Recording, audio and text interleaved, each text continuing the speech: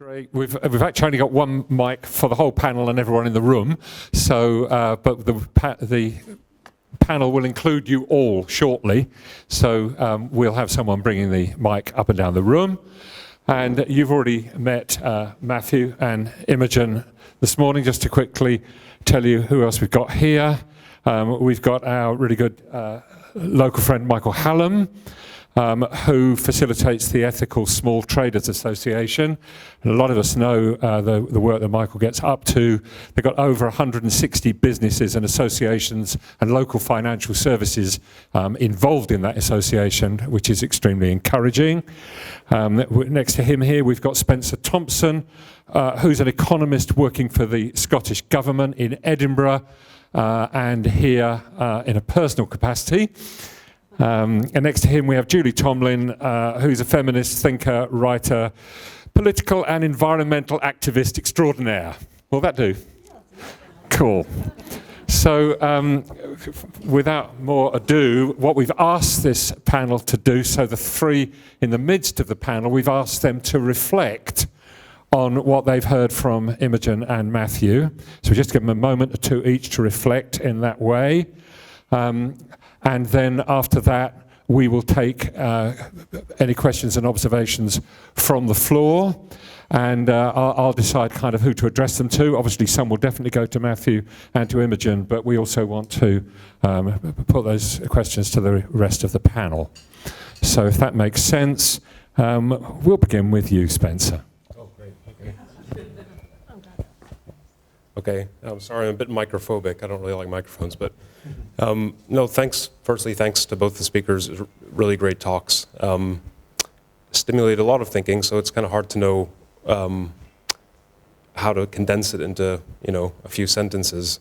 I think one thought I had, which came up in Imogen's talk in particular, which is probably worth, I think, emphasizing, is, I say this as an economist. I mean, I'm not one of those economists, so don't worry, but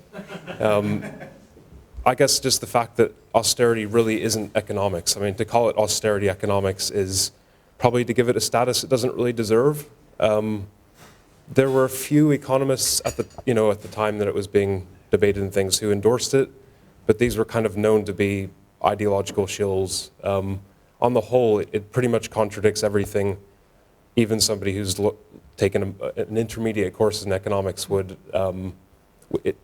learn. So, I mean, it was pretty much foisted on the public, and it was sold as this is something that we need to do. It had no basis in reality. It was pretty much the last thing you want to do at the time from an economic perspective. And then related to that in the second talk from Matthew, I mean, the link between the financial crisis and austerity was also pretty much fabricated. A lot of us talked about the power of stories in our discussion groups, I think, and there was a story which was fabricated around the financial crisis happened, therefore we need austerity.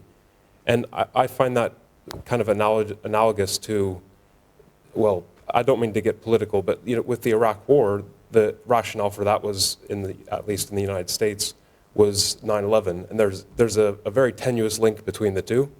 And there was a story that was made, and I find that quite similar to how the austerity story was created. Something was used, it was actually quite convenient for people who wanted to roll back the state, and that was used to sell the story. So I guess the reason I mention those things is to kind of I guess to give people a bit more hope in that there isn't this kind of untouchable thing called economics, which has these iron laws and things. What has been sold as economics is really not sensible in whichever way you look at it. So I think that creates more opportunities for us to think of different economics. Thank you, Spencer. It makes me want to point out something that we kind of don't overly big up the people we have on the panel, because we just want to be a community movement together. But given he just said what he said, I want to point out that he does have a PhD in economics from Cambridge. Yeah. So I mean, he does know what he's talking about. Julie. I think listening to Imogen this morning, I just think it's important to we've seen how crisis can be exploited. We've seen how what a crisis can be used in order to respond with, you know, ideological policies that aren't really the response, but it's a shock doctrine, which is it's been called, and I think that's important to note because there's probably quite a few more shocks coming down the line, and we're not necessarily. I mean, austerity is kind of only just beginning to kick in, but I think you know.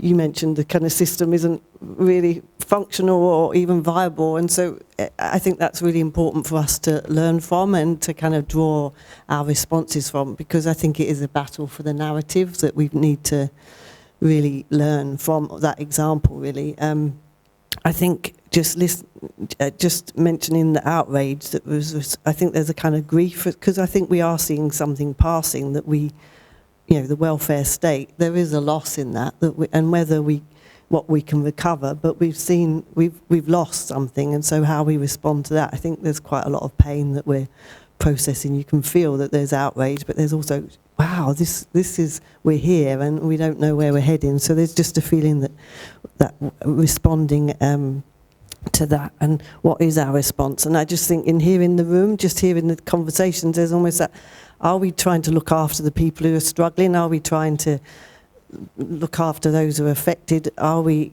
challenging the system as we see it? Or are we trying to create alternatives? There's so many things that can draw us, and all of those things are valid. But I think that they're, again, questions in this kind of very unique time. And there's a writer called Valerie Fournier, I think you know her, Imogen, but she says that it's important that we challenge inevitability, that we cultivate outrage, that we don't allow this to be the inevitable flow of things, but also that we create the moral alternatives, that we see that there is a different way to be. And I think that comes across there, that we're trying to say there is something more to being human. And I think one of the things that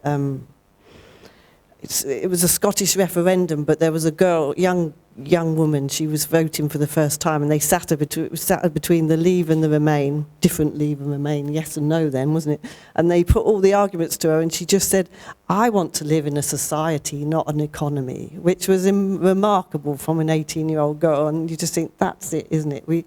How do we find that community? And I think there's both pain and a real lot of struggle, but I've been to places like Detroit where they're down the other end of the road of kind of this stuff, and the pain is palpable and the disruption, but also the potential for, you know, food growing projects for people to really build resilience in their communities. And so my last point then is that I think there's questions here about how much freedom and potential is there up against that institutional resistance, because, you know, I mean, you used the word fracking a lot, but that was an example in the sense of resistance to fracking, and, you know, and that didn't come through. So they're just a lot of reflections, but I think that's, yeah. Thank you. Michael has years of working with a vision to see ethical business in this locality. It's good to have him on the panel. Thank you, Michael. Thank you. That's very kind of you, Roger. So I'll preface my reflection by thinking, observing what's happened since the mid-80s with the deregulation of financial services. Well, there's a prehistory to that, but basically what happened then, as a result of that, is we've had 30 years of a financial services industry which is theoretically supposed to deliver, you know, the best possible world for everybody, with no regulation, no oversight, even after the 2008 crash, no oversight. And it's now a global industry which is offshore, unregulated, untouchable, run by companies in shells of shells, which quite simply is extracting wealth from real people and real places in order to, if I'm going to borrow an analogy, construct a Death Star that can then be turned on the planet to destroy it. That's pretty much what's going on. Now you have to question whether the people who are in that are actually aware of what they're doing or whether they're just consumed by their own process. If they are aware of it, then I can only conclude that they probably really are lizards who need to terraform the planet so they can come out on the surface to live on it, because there's no other rational explanation for what's going on. Michael, now if you could reflect. Yes, of course. Now, that kind of, if you like, presages, because what Imogen did was effectively give us a really vivid picture of the consequences of that wealth extraction process on real people and real communities, and the devastation that that's causing, and the need to wake up to that process and to start challenging it. And then what Matthew did was to illustrate how one city council has risen to the challenge, inspired by Cllr and Manchester, and taken that, and has started to restructure the economic system and in the economic institutions, the organisations, to make it fit for purpose again for people. And I would then add to that what we need is a way of measuring real value, to take that to the next stage of measuring real value. So I would turn to the economy of the planet itself, which has managed for 500 million years to maintain complex, rich, diverse life forms through a process of steady state regulation. And that really is summed up best in Kate Raworth's donut economic model. So if we can, the cherry on the cake for me is to seriously embrace that model to replace GDP and various things which are subsets really of a higher system, and then use that as a process of validating what we're doing. Thank you, Michael. So, it's to the floor. If we just get some hands raised, Andy, if you can take it. But you'll need to run up and down the room, because after we've got the question, the answer will come to the front. Thank you, and thanks to the speakers. Just sort of a bit of a reflection and a question. My name's Matt. I run the Morecambe Fringe, of which there are programmes out there, so help yourself to one. It starts from the 6th to the 20th of July and is very cheap. What we got from Imogen was the fact that central government had pretty much passed the responsibility down a level for austerity, and in fact the blame for austerity down a level on local government. And it seems to me that Preston seem to have not only picked up that responsibility, but are now doing something with that responsibility. Has there been any feedback from the higher government, if you like, about, say, things like protectionism or localism, sort of those words? Has there been a kickback from higher government to stop you, say, through ODU, tendering contracts, things like that? Has there been any kickback? Okay, hold on. I can hold that one question. Let's take Mike's and we'll take 2 questions. Hi, I'm Mike from Leeds. It was a question partly for Matthew. Really enjoyed what you brought, but I did have a real problem with the very first sentence of your very first slide, which was public money had to be spent to bail out the financial institutions. And my question to you is, did it? Because you then said they gave something like £20,000 each, per person to the banks. What would have happened if they'd actually given the £20,000 to each of us to write off debt, so that the banks remained with their liquidity instead of just giving them the money? Because I actually think we have to really challenge those fundamentals. We hear that there's no magic money tree, and yet the government finds money whenever it needs to for no deal preparation, for example. There's billions just discovered. So it's a kind of challenge to that whole premise. Yeah. That we had to do that. I actually think there may be other ways, alternative ways we could think about it, and then we introduce ideas like that American group, the what do they call it? but they buy up debt really cheaply on the markets and then they cancel it. So they buy up debts at 5 cents in the dollar, and instead of then trying to exploit that debt and make millions, they just write to the person and say your debt's been cancelled. So it's just a different way of thinking about it. So thank you. Okay, thanks, Mike. So to begin with, both questions are really addressed to Matthew. One is, what does central government make of your behaviour? And the second question was, really, what did you make of central government's behaviour on this matter of bailing out the banks? And then we'll see what the rest of the panel have to say on that. Yes, we've not faced any resistance so far from central government. They're kind of like leaving us alone. They've actually shown a bit of interest in the Preston model. I think they don't realise what we're up to, really. I think that's what it is. There is actually elements of social value now that are coming into central government procurement. But so far, they've not actually intervened and said, well, stop doing this, because ultimately there's European regulations. So a lot of it can be done through breaking down contracts into lots so it goes below the European regulations. So it can be done that way. So there hasn't been any resistance to it so far. But the whole idea is that we're using procurement and other methods to really democratise our economy. I think there will be resistance once it starts becoming even more successful than it is now, really, because ultimately we're trying to create forms of economic activity that are more democratic and do challenge the behaviour of corporations. So I have to wait and see on that one. On the issue of the... what I basically said was, what I read in the papers was that there was a chart that said, I think it was something like 1.2 trillion in support for the major banks, and that equated to £20,000 per family. Was that the right thing to do? Probably not, but it was done, and we just got to move on from it and try to influence our politicians to do things differently. I think in Iceland, what they did is they let the banks collapse and they bailed out the people. So maybe that has been something they should have done. Or, I mean, what is frustrating is that even though the banks have been brought into public ownership, there's not really that sense of ownership by our communities. So they haven't put the customers on the board, the workers on the board of the banks, or broken them up down into regional banks. I mean, maybe they should have looked at doing that, really.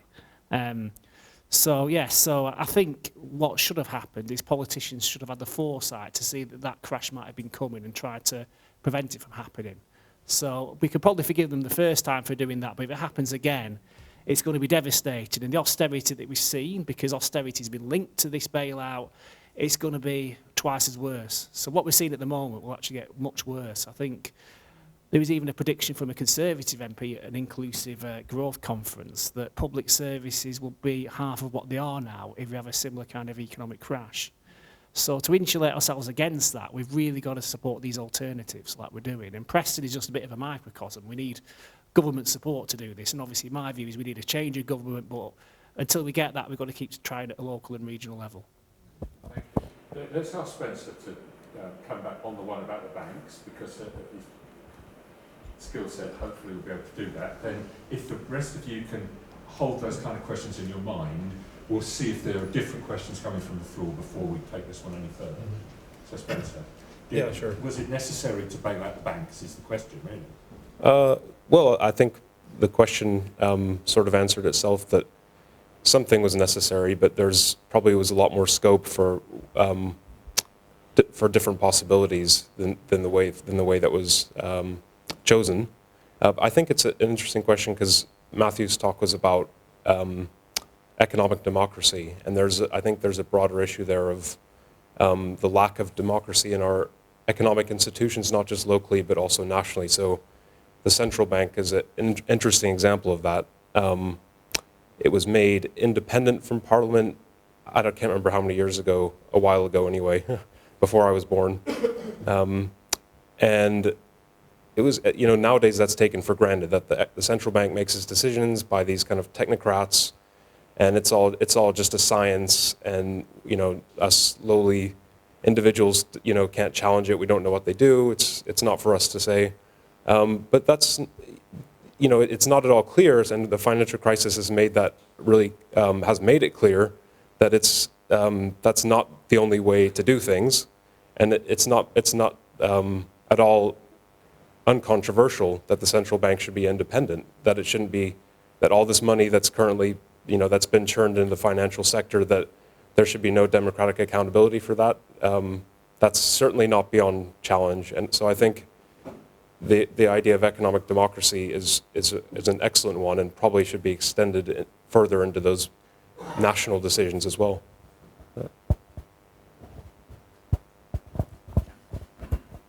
So, more questions? Dusty and then Joe? For the camera, it's just helpful.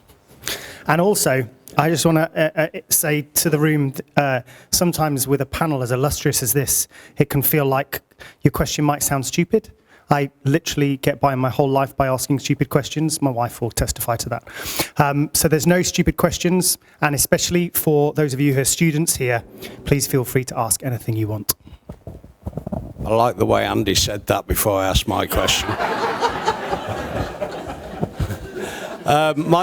My question's to Matthew, and I know there's probably other people in this room that could help answer it, but for more of us locally, has there been any conversations with Lancaster and Morecambe City Council about adopting the Preston model? And Joe?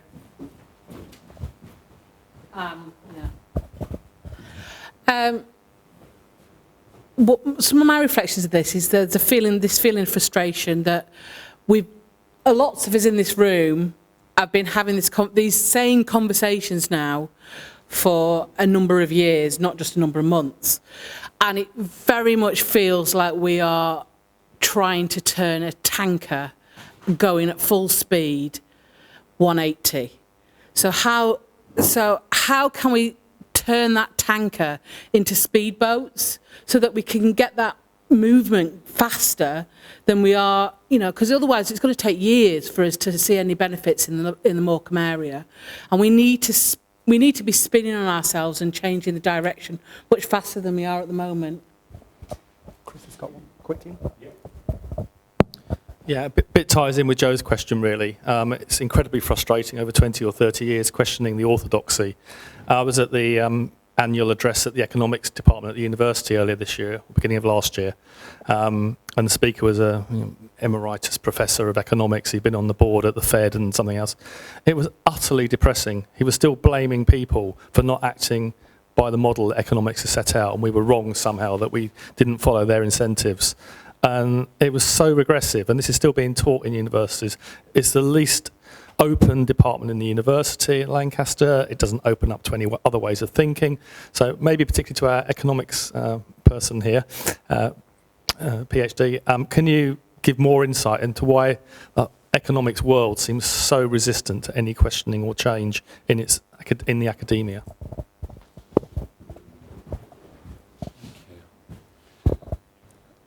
Okay, so Dusty's question has partly been answered on the way up the room. I heard Joe whisper before she got the mic, lots and lots.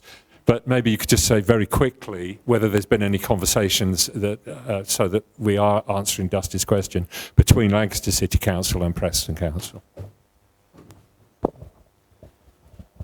Yes, they have. I think there's a councillor here who put a notice of motion about 18 months ago to Lancaster City Council, so they are formally adopting, especially around the procurement side of things, but we've all got to go a lot further. So it's got to be banking, it's got to be ownership, it's got to be municipal energy, it's got to be living wage. Procurement by itself will make a big difference, but we need to, at all levels across Lancashire, adopt these very different ideas, local investment.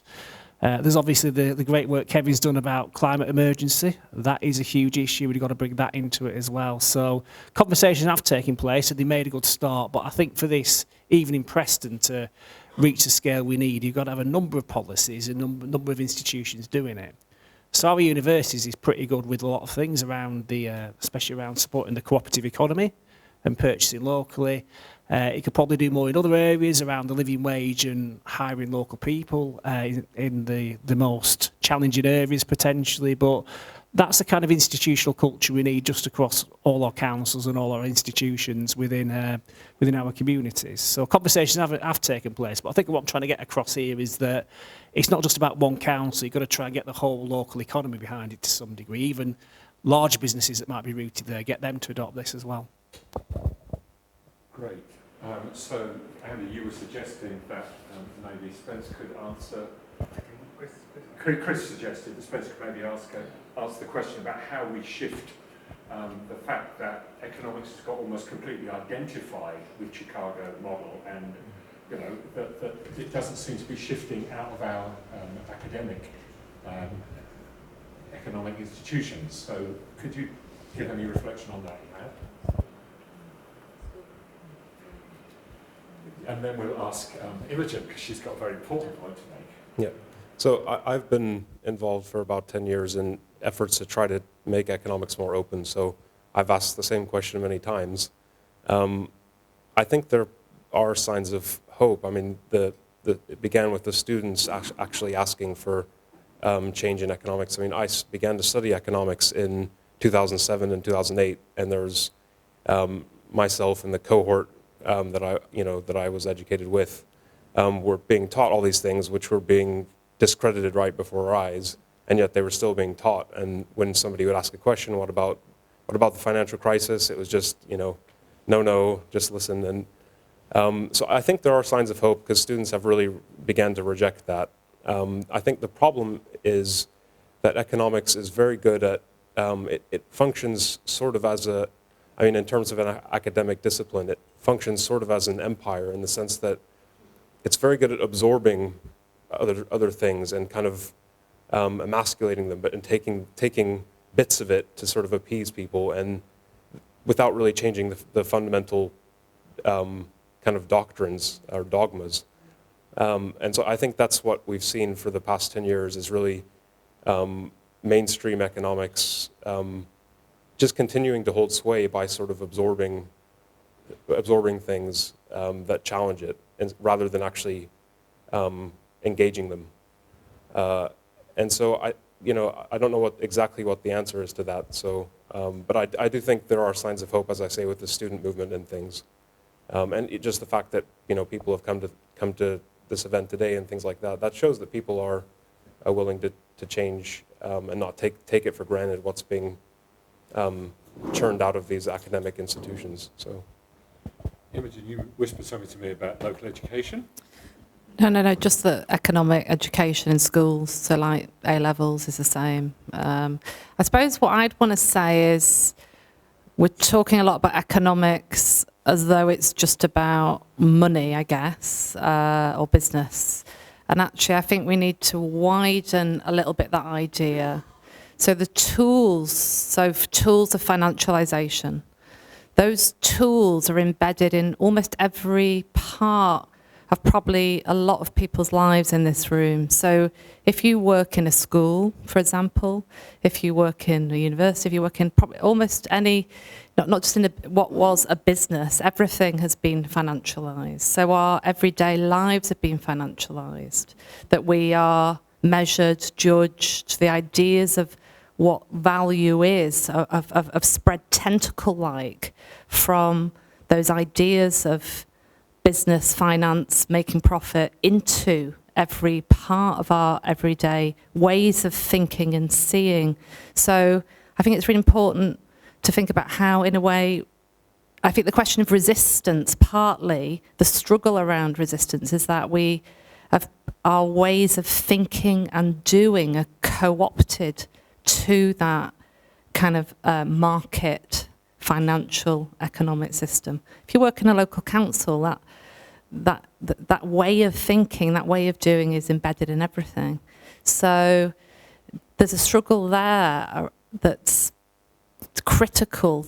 Economics isn't just over there, it's kind of in here, and then kind of in a way in us, in the way that we do. So how do you resist that in your everyday working life, for instance? So it's more complicated, I think, than just questions of money or how to intervene in that, which, I mean, it's absolutely brilliant what's happening in Preston, but I guess it's also, these are bigger questions about the meaning and value of life and lives. And we're not going to do anything about environmental crisis unless we start recognising that the entire process has kind of infected every part of social life and being and relations.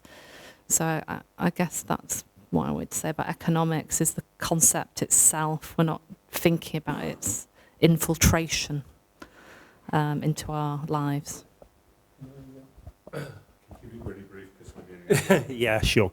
I want to address Joanna's point about how do we turn supertankers into speedboats.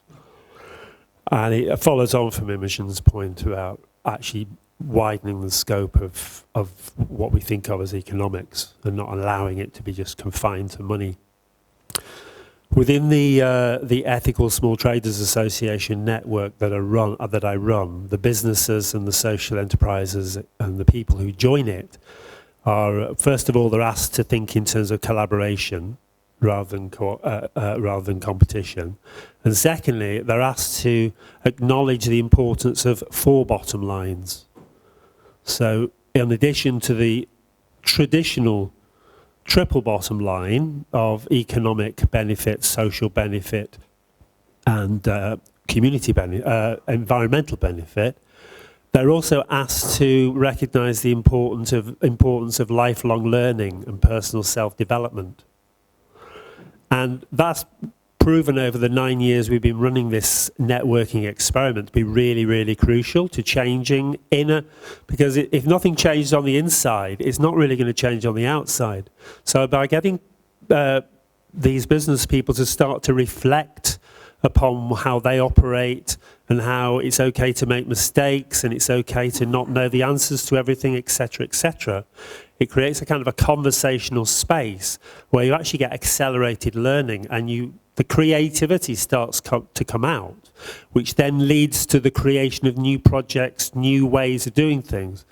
So I think part of the breaking down of the supertanker or the Titanic, I prefer the Titanic supertanker because it's sinking as well as heading for the rocks, is to invite people, as Andy is doing through this whole process, to inwardly reflect on what they're doing and what their role is. And I think the key for me that I've found is breaking it down to tiny, tiny bites, thinking big, looking strategically at the whole picture and how all the bits fit together, but then breaking it down to very, very small, doable next steps and having millions of those and then assembling them very quickly into like a Lego brick ninja assembler. It's worth seeing that film to get the analogy, and then recreating on the fly new institutions, etc. I think it can be done. I'm an optimist. I think it can really be done, even though we have only got 10 years to live technically because of runaway climate change. I think that we'll leave it there. So, Andy, it's in your hands. We're already 10 minutes over. Let's take a question, and then I'll find out where lunch is. Okay. Sue will find out. Sue will find out where lunch is. Is lunch ready? Are we ready?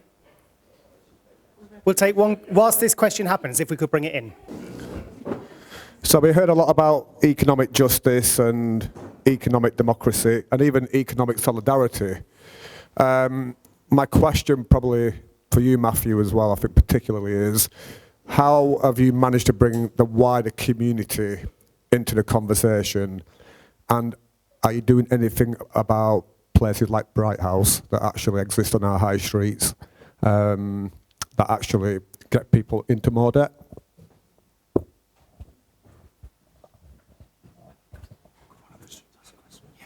Right, thank you. What I see through austerity and things like that is the privatization of social services. And so I was wondering whether you think it's better for like corporations and charities to run social services, or whether governments are better at doing it. Good question. So let's start with Matthew, take Yak's question about the vulnerable community, and then we'll ask, I think we'll ask Imogen to answer the final excellent question. Thank you. It was a really good question, Yak. Thank you very much. What we are doing is we're especially working with the trade union movement, are very supportive of the Preston Model. We've got a Preston or Lancashire Citizens branch, which brings unions, churches, mosques, voluntary sector behind it to engage with schools. So we're doing it that way.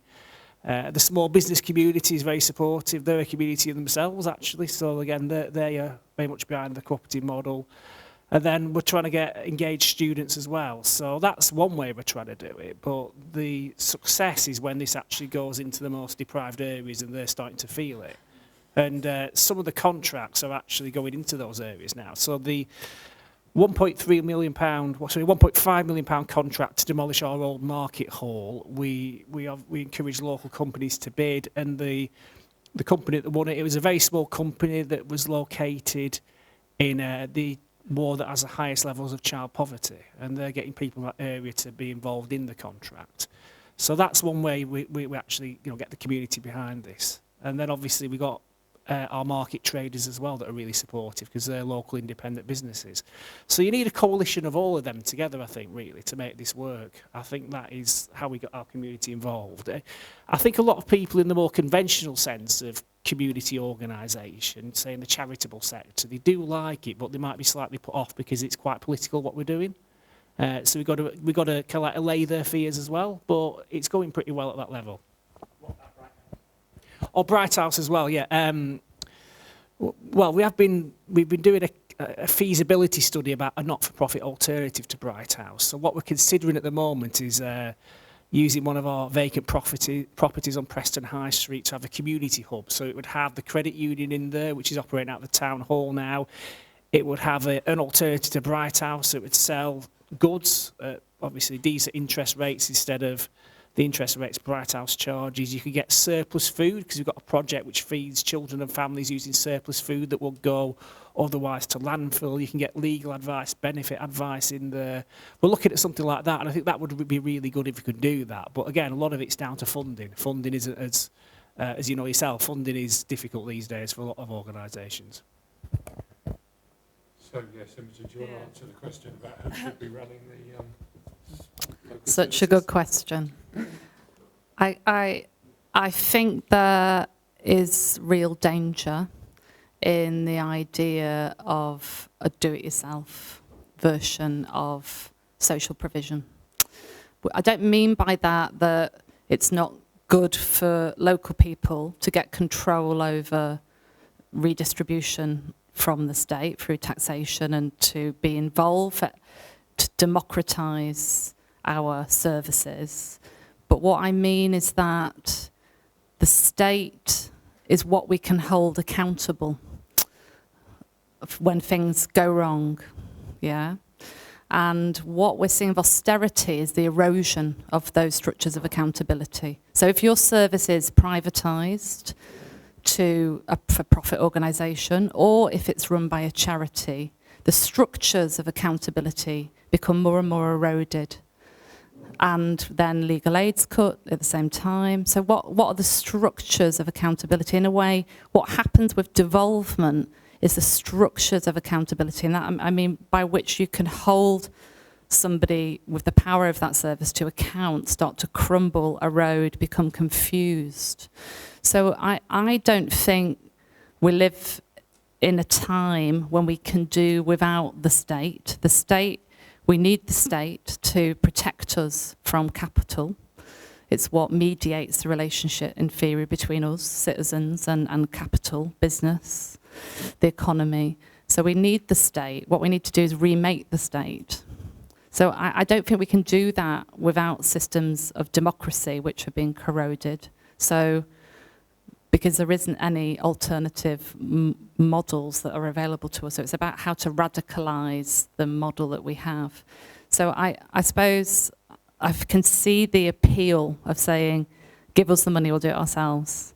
And I kind of want to caution against that and say, actually, there's huge risks in that. Actually, there's huge risks and inequalities, like the geographical inequalities that we're seeing right now because of the devolution that's gone on. So I'm both for the Preston model, but I'm also extremely cautious about us throwing out or re-democratising those structures that actually enable us to participate in democracy in the state. So. Thank you. And can I just say, with great thanks to panel, not just for being on the panel, but who they are being,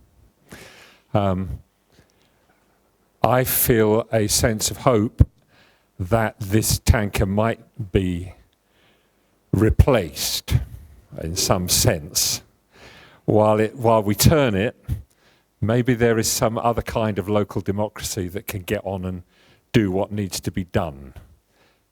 And I will talk a little bit about that when we do Love Politics in 3 weeks' time. So.